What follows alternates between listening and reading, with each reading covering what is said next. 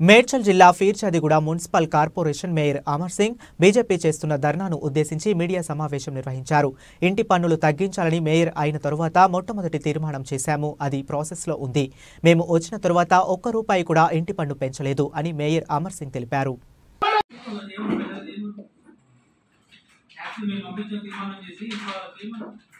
వాళ్ళు ఏదో settlement lands చూసుకుంటున్నారు, ట్యాక్స్ నుంచి ఇక్కడ వచ్చేసి కూడా చేసుకుంటున్నారు. కనీసం ఎంపీ అయ్యి సంవత్సరం అవుతుంది కదా, ఒక రూపాయి బిల్ అనేది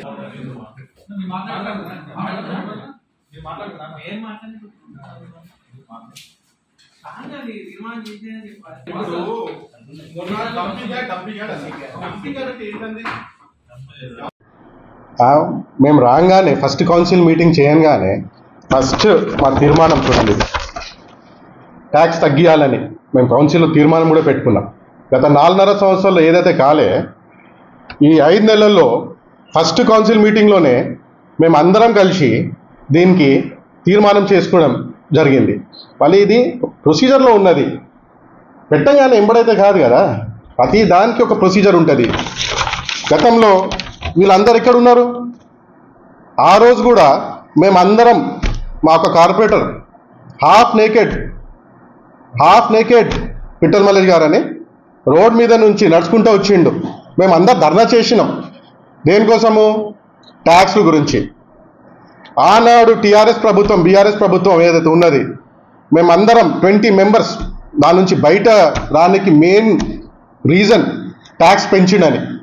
ఎవరు? గతంలో ఉన్న మేయర్ వెంకటరెడ్డి. మేము వచ్చిన తర్వాత నుంచి ఒక్క హౌస్ కూడా ట్యాక్స్ పెరగలేదు. ఏదైతే ఉంటే గతంలోనే పెరిగినాయి. దగ్గర కూడా ఉన్నది ఈ ఫైలు, సిడిఎంఏ మేడం దగ్గర కూడా ఈ ఫైల్ ఉన్నది. దీని మీద డిస్కషన్ జరుగుతుంది. ఇంతకుముందు సిడిఎంఏ డైరెక్టర్ గౌతమ్ గారు ఉన్నారు, ఆయనతో కూడా మాకు కూడా హెల్దీ డిస్కషన్ జరిగింది. ఎందుకంటే ప్రతి కార్పొరేషన్లో డిఫరెంట్ ట్యాక్సేషన్ ఉన్నది, యూనిఫామ్ ట్యాక్సేషన్ ఉండాలి మనకు. జిహెచ్ఎంసీ కానీ ఏదైనా కార్పొరేషన్ అయినా కానీ ఏదైనా బాడీ కానీ మనకు universal same taxation, same rate taxation ఉండాలి. ఒక కార్పొరేషన్లో ఎక్కువ ట్యాక్స్, ఇంకొక కార్పొరేషన్లో తక్కువ ట్యాక్స్, ఒక దగ్గర అసెస్మెంట్ అవుతుంది, ఒక దగ్గర అసెస్మెంట్ అవుతలేదు. దీని మీద చాలా డిస్కషన్స్ జరిగింది. గతంలో ఉన్న డైరెక్టర్, మన సిడిఎంఏ డైరెక్టర్తో, ఇప్పుడు శ్రీదేవి మేడంతో కూడా చాలా హెల్దీ డిస్కషన్స్ జరుగుతున్నాయి. ఇంకా ఇది పైప్ లైన్లో ఉన్నది. దీని మీద ఖచ్చితంగా పబ్లిక్కి హెల్ప్ఫుల్ అవుతుందని చెప్తున్నాం. ఒక్క పనైనా కంప్లీట్ చేసే very good question, I like day. గతంలో 20 సంవత్సరాల నుంచి ఇక్కడ మన గుట్ట మీద ఎస్సీ కాలనీస్ ఉన్నాయి. చాలా పేదలు ఉంటారు అక్కడ. మీరు అసలు పోయి చూస్తే నడవడానికి కూడా దారి లేదు. ఒక ఎమర్జెన్సీ ఉన్నా, ఒక లేడీ ప్రెగ్నెంట్ ఉన్నా, ఒకరికి ఫిజికల్ డిజబిలిటీ ఉన్నా ఆయన ఇంటి నుంచి బయట కూడా రాలేని పరిస్థితి ఉంది. ఏదైతే 20 సంవత్సరాల్లో కాలేదో అది రాగానే నేను 25 లక్షలు పెట్టి గుట్ట మీద పేద ప్రజలకి ఆ రోడ్ వేపియడం జరిగింది. First. Second, solid waste management పార్క్లో ఐటీసీ వాళ్ళతోటి సిఎస్ఆర్ ఫండ్స్ కింద దాదాపు 5 కోట్లతోటి అప్రాక్సిమేట్లీ ప్రాసెసింగ్ యూనిట్ పెట్టియడం జరిగింది. దీంతో స్టెప్ 2 ఏమున్నది? బయోగ్యాస్ ఇంకా బయోఫ్యూలు. మనకు నెక్స్ట్ రాన్ ఎలక్ట్రిసిటీ జనరేషన్ కూడా మన సాలిడ్ వేస్ట్ మేనేజ్మెంట్ పార్క్లో అవుతుంది.